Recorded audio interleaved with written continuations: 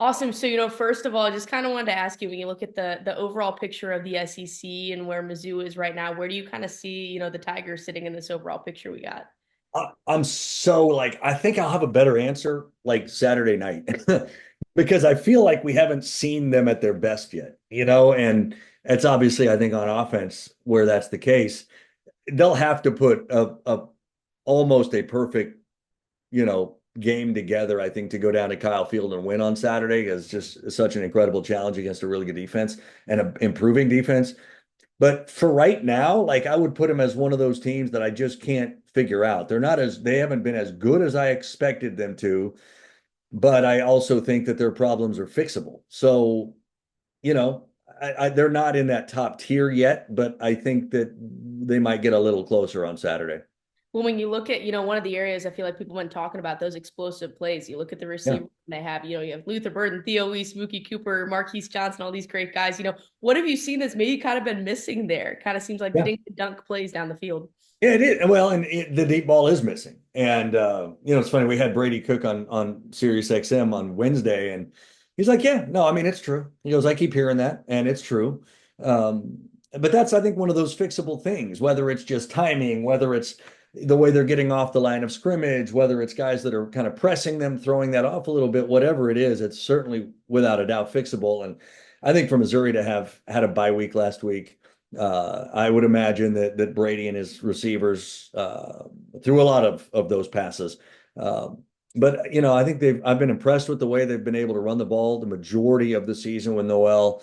But I think, yeah, when you take explosive plays away from a team that has had their share of them recently, that's going to hurt. But at the same time, like that's also something that can drastically that can just click.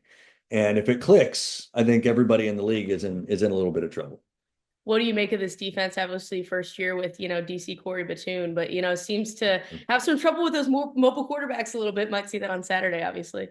I think they will. I think Marcel Reed will probably be the guy. And yeah, I know but like I think every defense has some problems with mobile quarterbacks. And that they just inherently they create nightmares, right? They make the numbers go in the offense's favor. You get an extra blocker and all of that, but at the same time, like there's an unpredictability that defenses have to somehow deal with, and that's tough. And so that's part of it, right? So you want, I suspect Corey Batoon's been telling his guys, keep him in the pocket, make sure that we're kind of protecting the edges, setting the edges. And if they do that, they've got a chance. But I like the defense. I still think it's typical Missouri kind of like toughness and chip on the shoulder, right? Defense type of play. I still think they've got good players, but Marcel Reed can cause some issues. And the receivers for A&M are going to also test the secondary of the Tigers as well. I think this is going to be a really, really good.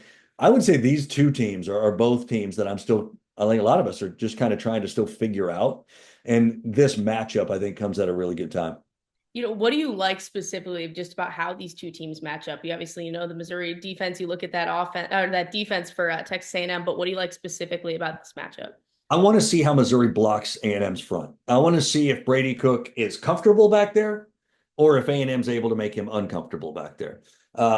Because if they are able to break through that offensive line, if they're able to chase Brady around a little bit, if they're able to shorten his time to throw the football, all of a sudden you get one extra mistake that Missouri can't afford, two extra mistakes that they certainly can't afford. You get 108,000 people starting to get really, really loud, really, really rowdy in the first road environment that Missouri's seen this season.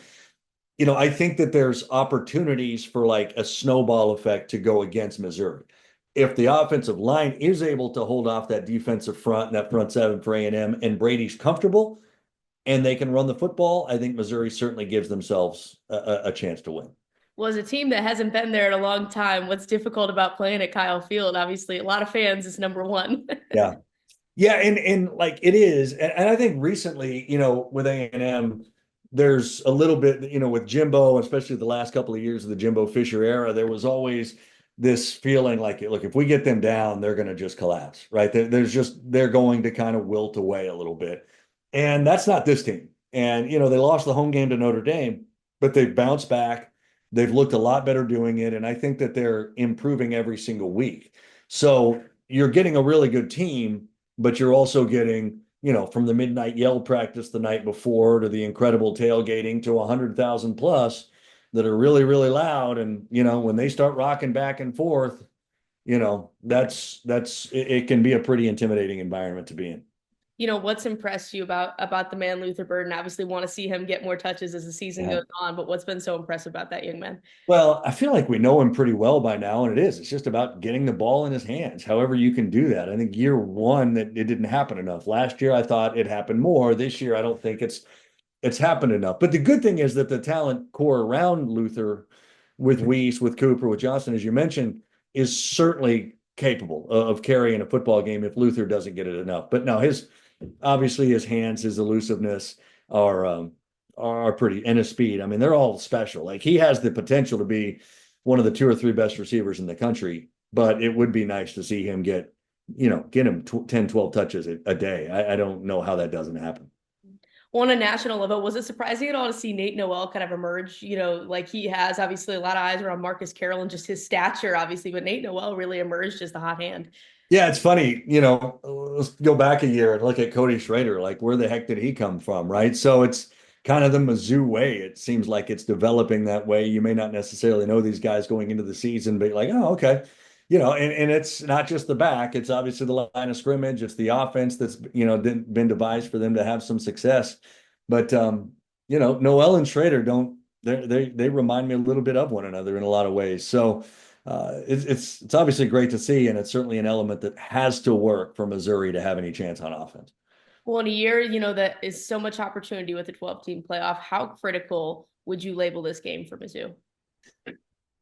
Very. It's one of those games. I think if they lose, and especially if they lose a second game down the road, you're going to look at this and say that was an opportunity that got away from them. Who knows if they find themselves in the same conversation as Texas A&M for a playoff spot at the end of the year. So you don't want to give them that advantage over you. But, Missouri doesn't they've got one of the easier schedules in this league. And I've seen it listed as the easiest in numerous places as well. This is going to be a big test.